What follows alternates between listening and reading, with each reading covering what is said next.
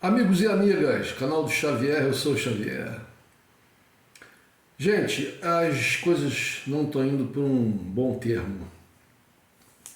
A situação na Europa, a situação referente à guerra na Ucrânia está ficando cada vez pior. E cada vez o cenário mais se aproxima de um conflito generalizado, um conflito de grande monta, muito maior do que o que está acontecendo na Ucrânia, que envolve apenas as forças ucranianas e as forças russas, e parece tomar um vulto de uma guerra que possa envolver vários países, que possa envolver uma organização militar como a OTAN e mais abertamente os Estados Unidos e a Rússia. Vejam bem, essa declaração das autoridades finlandesas de que vão entrar para a OTAN e possivelmente na sequência a decisão, que é o que se espera também da Suécia de fazer o mesmo, é muito, muito, muito perigosa. Eu vou repetir aqui uma coisa que eu tenho dito desde o início desse conflito em fevereiro, que na verdade não começou em fevereiro, uma coisa muito anterior, mas em fevereiro teve a entrada das forças russas no território ucraniano. Então eu venho repetindo isso. A Europa, os Estados Unidos, a OTAN, eles estão tratando a Rússia como se a Rússia fosse um daqueles pequenos países que os americanos e seus aliados costumam atacar e destruir facilmente, como o Iraque, né? Como a Sérvia, como o Afeganistão, como a Síria, que eles tentaram, mas não conseguiram, porque os russos os impediram que eles derrubassem o governo e colocassem lá um governo alinhado com eles. Mesmo no caso do Afeganistão, vocês vejam o que aconteceu. Os americanos ficaram lá 20 anos e no final acabaram saindo de lá de uma forma muito atabalhoada, e aqueles que foram objeto da sua entrada, né, no país para expulsar, para derrubar o governo, que eram os talibãs, acabaram retomando de novo o governo. E estão lá no comando do Afeganistão de novo.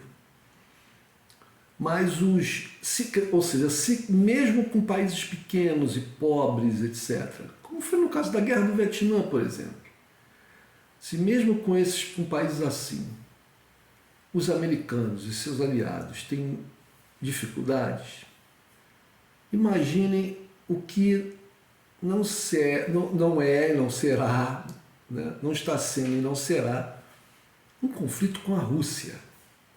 Lembre-se da questão que no governo Trump foi a questão da Coreia do Norte, né? Que parecia que os Estados Unidos iam entrar em guerra com a Coreia do Norte, que a coisa estava a ponto de arrebentar. E não arrebentou.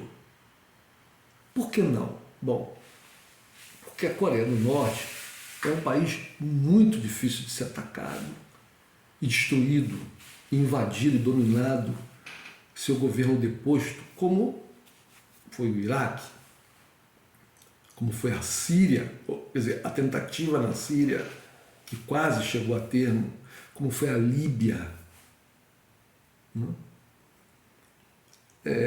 A Coreia do Norte é um país muito armado, com ogivas nucleares, com uma defesa no âmbito de guerra convencional muito bem estabelecida, muito forte. Então era uma coisa muito difícil para os americanos. Não é impossível, mas muito difícil de ser conseguida sem que a vitória nessa guerra não se transformasse numa vitória de pirro, ou seja, o custo, né, de uma vitória seria tão alto que não valeria a pena. Fora o fato de que uma invasão à Coreia do Norte quase que necessariamente implicaria numa entrada na guerra da China e talvez até da Rússia. Então, apesar de todas as ameaças americanas, das bravatas do Trump e tal, no final o Trump foi lá na Coreia do Norte para falar com o líder norte-coreano. Então, e depois acabou parando com as hostilidades, com aquele clima de tensão, as hostilidades verbais, aquele clima de tensão, e os americanos acabaram abandonando a questão. E a Coreia do Norte segue lá, continua com seus programas de armamentos, etc. Pois bem, o caso da Rússia, a Rússia é muito, muito, muito maior do que a Coreia do Norte. A Coreia do Norte não tem capacidade nuclear, né, de atingir os Estados Unidos. Porque o armamento nuclear não é só a bomba em si. Você faz uma bomba atômica, mas como é que você joga essa bomba lá no teu inimigo? Se esse inimigo estiver muito longe, como é que você faz? Quer dizer, tem toda uma série de questões aí envolvidas. A questão do lançamento dos mísseis, né, que é uma outra tecnologia, diferente da tecnologia de fabricação da bomba em si. Né? Esses mísseis têm de vários alcances, mísseis que atravessam mares, oceanos, né? Os chamados mísseis intercontinentais são máquinas de uma tecnologia muito avançada. A outra questão também não é só você lançar o míssil a uma distância, mas que esse míssil tenha uma precisão, que ele consiga acertar um alvo. Né? Você pode construir um míssil com uma bomba, um míssil, uma ogiva nuclear, mas você não consegue acertar o alvo. Você manda o míssil e ele cai muito distante do alvo e não consegue atingir o objetivo. Então tem uma série de tecnologias envolvidas. A Coreia do Norte está no processo de desenvolvimento dessas tecnologias todas, mas está muito distante de chegar ao ponto de começar e levar a cabo uma guerra nuclear com os Estados Unidos. O problema ali é que ela podia atacar o Japão, ela podia atacar a Coreia do Sul. O problema ali era o envolvimento dos outros países, como eu falei, da China e da Rússia, etc. Né? O problema ali era que dominar militarmente uma invasão, né, por terra, por ar, a Coreia do Norte é uma coisa muito difícil por causa das defesas de guerra convencional que ela tem, que são muitas. Então o problema era esse. Agora, no caso da Rússia, você tem, primeiro, a Rússia é muito maior, tanto em população como área geográfica, do que a Coreia do Norte. A Rússia é o maior país do mundo. A Rússia tem entre as 10 maiores populações do mundo. Segundo, a Rússia tem um poderio militar convencional muito maior do que a Coreia do Norte. Não é só um poderio defensivo, ela tem um poderio ofensivo. Está mostrando isso na guerra da Ucrânia, apesar de tudo que se fala, não, que a Rússia não conseguiu, que ela está demorando, que ela não, os ucranianos estão resistindo, porque ela não tem essa capacidade toda. Gente, não se iludam com isso, não se iludam. A Rússia está tomando passo a passo o território ucraniano. Né? A Rússia está passo a passo alcançando seus objetivos no território ucraniano. A outra questão, e a mais importante de todas, é que a Rússia é a maior potência nuclear do planeta, superando inclusive os Estados Unidos. Para além disso, a Rússia tem mísseis hipersônicos, coisa que os Estados Unidos não têm, que a Europa, a OTAN não tem. Os mísseis russos alcançarão e atingirão os seus alvos muito mais rapidamente do que os mísseis americanos e da OTAN atingirão a Rússia numa hipotética guerra nuclear. Então, todas essas ações levadas a cabo principalmente por aquele eixo Washington-Londres, que não sendo da União Europeia, determinam as ações das nações da União Europeia. Estão determinando as ações das nações da União Europeia. A União Europeia está absolutamente condicionada e subordinada aos mandos e aos interesses dos Estados Unidos e da Inglaterra. A Inglaterra sendo um proxy, sendo um subordinado do esquema norte-americano, tem poder de mando na União Europeia. Isso é uma coisa assim absurda. Como é que alemães, franceses, italianos, espanhóis, né, que são aí as 4 grandes potências europeias, continentais, né, alemães, franceses, italianos e espanhóis, as 4 maiores nações, e sem contar as pequenas, né? Meu querido Portugal, é impressionante o que acontece em Portugal. Vejam a questão agora da associação dirigida por 2 russos em Setúbal, que recebia os refugiados ucranianos. A campanha nos jornais diária de difamação dessas pessoas, né? de tentar incriminar essas pessoas, acusando as pessoas de serem agentes russos. Uma histeria tomou conta da mídia portuguesa e está atingindo as pessoas estão sendo tomadas por isso, né? Um casal que está há mais de 20 anos em Portugal, que os filhos nasceram em Portugal, né? E que atenderam os ucranianos porque são coordenadores de uma organização que atende migrantes do leste europeu, a maioria ucranianos, isso há 20 anos. E alguém fez uma denúncia lá e os jornais repercutindo de uma forma absurda, entendeu? A perseguição que grandes jornais portugueses, como o Público, o Expresso, mesmo o Correio da Manhã, fazem ao Partido Comunista Português, porque o Partido Comunista Português está sendo o único a tomar uma postura firme contra essa propaganda absurda, constante, diária, de enaltecimento do governo do Zelensky, do heroísmo dos combatentes ucranianos, né? e da satanização dos russos, a coisa é uma coisa que chega a ser, gente, chega a me doer profundamente no coração quando eu vejo isso nos jornais. A questão dos soldados lá, dos combatentes ucranianos que estariam lá em Azovstal, na tal do complexo siderúrgico, que estão lá no subsolo. Ora, aí falando que eles estão em situações precárias, ora, por que não se rendem? Por que não se rendem? Parece que todos os civis que estavam lá foram retirados. Se esses soldados estão lá em situações de fome, de ferimento, por que não se rendem? Por que não se rendem? Outros grupos militares ucranianos se renderam aos russos e saíram do conflito e preservaram suas vidas. Por que esses não se rendem?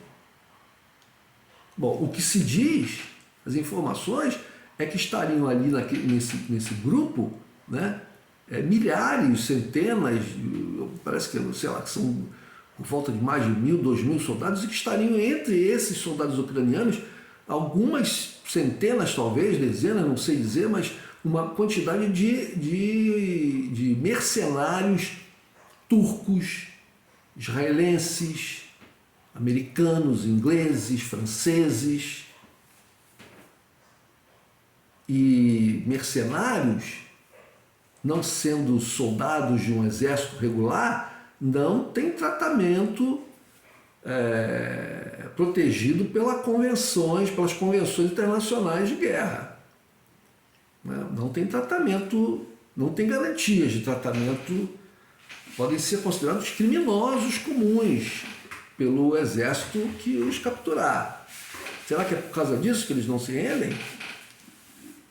Será que é por causa disso? Será que é por causa disso que o governo Zelensky fica desesperadamente tentando encontrar conseguir da Rússia a libertação a permissão de saída desses soldados,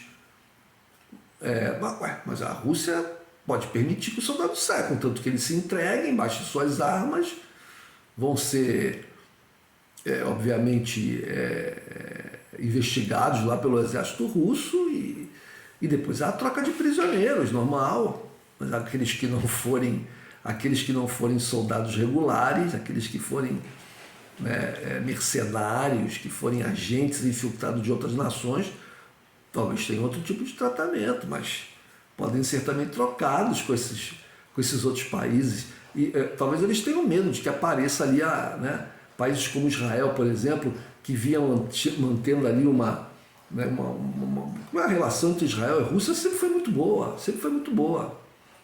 Né? Mas não podemos esquecer que Israel é um país que faz parte do eixo norte-americano, né? É um aliado norte-americano que tira muitas vantagens dessa aliança, sem dúvida, às vezes até impõe a agenda da aliança, mas faz parte da aliança. Outro país que tem uma posição muito ambígua, né? Obviamente que vendo lá os seus interesses, né? Faz o papel às vezes até de agente duplo, triplo, é a Turquia, né? A Turquia. Os turcos são muito perigosos nesse sentido. Você nunca sabe exatamente que lado que eles estão, né? Eles vendem drones para o exército ucraniano, por outro lado, permitem a entrada de navios da frota russa que estariam, que são posicionados lá no Mar Negro, que estavam fora de voltarem e assim ficarem ali no litoral da Ucrânia. Né? Mas isso também tem uma convenção internacional que obriga eles a fazerem isso. Né? Por outro lado, a Turquia também fica tentando ali fazer um acordo de paz, fez tentativa nesse sentido. Mas informações passadas, no passado eu tenho até um vídeo sobre isso, mostram que na Turquia havia mísseis nucleares da OTAN norte-americanos apontados para a Rússia. Né? A possibilidade de existirem mercenários turcos lá em Azovstal vai ser uma coisa bastante complicada. Né? Bastante complicada. Parece que a situação entre turcos e russos aí não tem ficado muito boa, né? Porque lá na Síria, inclusive agora, esses dias, houve um ataque, ontem, se não me engano, anteontem, houve um ataque muito forte de forças russas a grupos lá na Síria que são aliados dos turcos. Um ataque muito pesado, muito pesado. Nós sabemos também que o Azerbaijão é um país muito ligado aos turcos, né? E tem mantido ali o Azerbaijão está sendo cotado para ser um dos países que substituiria o gás russo, né? Que forneceria gás para substituir o gás russo. Né? O espaço aéreo turco está fechado para os aviões russos, o espaço aéreo do Azerbaijão também. Né? Os russos, para poderem chegar na Síria, né, onde eles têm sustentado o governo lá do Bashar al-Assad, eles têm que fazer uma volta tremenda, porque está fechado. Então tem um jogo ali tremendo. Agora essa coisa da Finlândia de querer entrar para a OTAN, isso é um absurdo. Países que foram neutros, que são neutros desde da Segunda Guerra Mundial, né? Por que vão entrar para a OTAN? A Rússia não está ameaçando esses países. Isso é uma mentira difundida pela OTAN, de que a Rússia ameaça os outros países da Europa. Como assim? Gente, vejam, na internet é fácil, vejam aí o mapa de como era a divisão da Europa até a década de 90, quando existia o chamado Pacto de Varsóvia. A Europa que a gente vê hoje no mapa, a chamada União Europeia, era metade do que é. Os países da OTAN eram metade do que é. Isso no contexto ali do mapa, da geografia. A OTAN foi se expandindo até chegar às portas da Rússia. A OTAN vem colocando armas nucleares na porta da Rússia. E o Ocidente, a Europa, os governos dos países europeus, o governo de Portugal, né, o governo da França, da Alemanha, da Espanha, da Inglaterra, dos Estados Unidos esperam que a Rússia, a potência que é a Rússia, fique quieta, calada, esperando, vendo seu espaço, suas fronteiras sendo cercadas por forças da OTAN. Eu não sei onde que essas pessoas têm. Aí falam, as pessoas aqui no Brasil, não, porque os nórdicos, os escandinavos, os suecos, os finlandeses são um povo muito evoluído. Que povo evoluído? Que povo evoluído é esse? Que toma atitudes que estão instigando a guerra. Como podem, falam em paz, em paz, em paz, e botam bilhões, os Estados Unidos está liberando agora 40 e tantos bilhões em armas, em ajuda para a Ucrânia. Falam que a Rússia usa o petróleo e o gás como arma de guerra e, no entanto, ficam armando para cancelar a Rússia, para acabar com a compra de gás da Rússia, para não ter que ficar dependente da Rússia. Então eles usam o euro e o dólar como arma de guerra. Gente, a situação está muito, muito difícil, está uma escalada violenta. Eu estava lendo o jornal Le Figaro, tem uma entrevista do intelectual francês falando que a situação na Europa atual está parecendo muito com o que antecedeu a Primeira Guerra Mundial.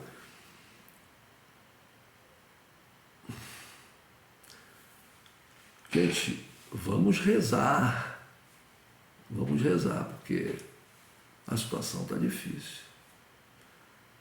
Como diz o Zé Ramalho numa canção, eu acredito muito no poder das orações. Vamos rezar. Abraço.